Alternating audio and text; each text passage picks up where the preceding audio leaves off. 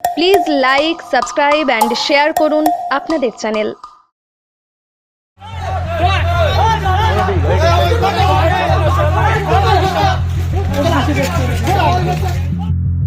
ক্যানিং গোলাবাড়ি বাজারে ভোটারদের বাধা দেওয়ার চেষ্টা তৃণমূলের। বাধা দিতে গেলে মারধর, ছবি তুলতে গিয়ে আক্রান্ত সংবাদ মাধ্যমের কর্মী।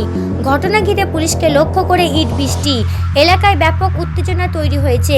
বিরোধী দলের ভোটারদের বাধা দেওয়ার অভিযোগ তৃণমূলের বিরুদ্ধে।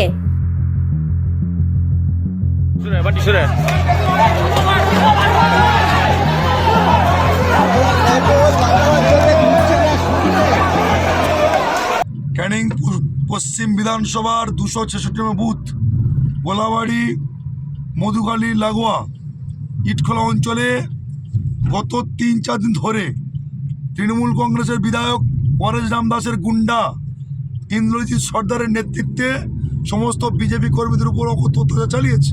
আজকের ওপেন আর্ম সহ বন্দুক নিয়ে আর বিজেপির কার্যকর্তাদের উপর অত্যাচার চালিয়ে মাথা ফাটিয়ে দিয়েছে। বোমা বন্দুকের রাজনীতিকরণ চলছে, কিন্তু পুলিশ প্রশাসন নির্বিকার। সেক্টর অফিসাররা তৃণমূল কংগ্রেসের দালাল কুইক রেসপন্স টিমকে কোনোভাবে এই সমস্ত সেন্সিটিভ বুথে তারা নিয়ে যাচ্ছে না, যে কারণে বিজেপি কর্মীদের উপর আজকের মারধর করছে তৃণমূল কংগ্রেসের গুন্ডারা। ঠিক বাসন্তী বিধানসভায় রাজাগাজীর নেতৃত্বে সমস্ত বুথে গতকাল রাত থেকে তাণ্ডব চালিয়েছে।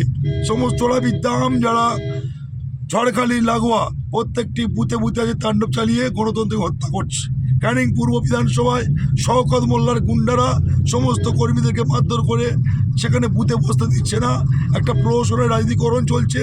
সমস্ত জয়নগর লোকসভা কেন্দ্রের sector officer, local police station পুলিশের আইসি এবং পুলিশের যে সমস্ত অফিসারগণ রয়েছেন, বিডিও অফিসার থেকে আরম্ভ প্রত্যেকটা তৃণমূল কংগ্রেসের কাছে আজকে তারা বিক্রি হয়ে গিয়ে এই জয়নগর লোকসভা কেন্দ্রটি তৃণমূল কংগ্রেসকে উপহার দেওয়ার একটা প্রয়াস চালাচ্ছে।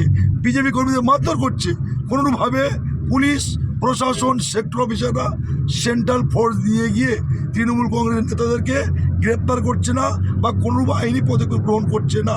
আমরা নির্বাচন কমিশনের কাছে জানাতে চাই, এই রাজাগাজী, এই পরেশ রাম দাস, এই শওকত মোল্লা দিনের পর দিন অত্যাচার চালিয়ে গেছে, কিন্তু এরা কেন এখনো পর্যন্ত গ্রেপ্তার হলো না? কেন বিজেপি কর্মীরা আজকের আক্রান্ত? কেন তাদের রক্তাক্ত হতে হচ্ছে? এই কৈফিয়ত নির্বাচন কমিশনকে দিতে হবে।